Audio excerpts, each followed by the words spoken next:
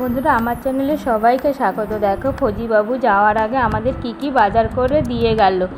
এখানে সব রকমই দেখতে পাচ্ছ, আম, মোসাম্বি, লেবু, তারপরে মুড়ি, আটা, ছোলা, মটর, সয়াবিন, ডালিয়া সমস্ত কিছু আমাদের এনে দিয়ে গেল। তারপরে বাবুর জন্য আবার দোকান থেকে সব শুকনো খাবার মানে নিমকি, চানাচুর, ছোলা, মটর সমস্ত কিনে দিয়ে গেল।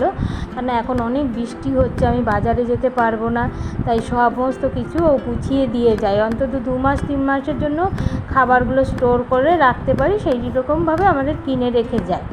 নাহলে ও আস্তে আস্তে আবার দেরি হয়ে যায়, আমি তখন বাজারে যেতে পারি না, একা একা থাকি, ওই জন্য আমাদের অসুবিধা যাতে না হয় সমস্ত গুছিয়ে দিয়ে যায়।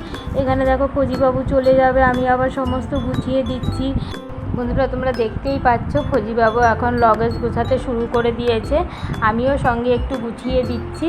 দেখো খাবারও দিয়ে দিয়েছি, তালের বড়া, মুড়ি, তারপরে মিক্সার একটা বানিয়েছিল সেটাও গুছিয়ে দিয়েছি, রাস্তায় যাতে কোনো অসুবিধা না হয়। বর্ডারে তো ওখানে খালি বালি আর বালিই দেখা যায়, কিছুই দেখা যায় না, তাই ওখানে দোকান টোকান কিছুই নেই।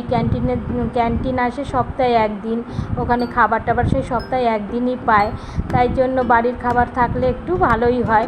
আর সব বন্ধুরা মিলে একটু শেয়ার করবে। তালের বড়া যখন বানালাম এখন এই সিজনে, তখন বাড়ি এসেছে তাই দিয়ে দিলাম।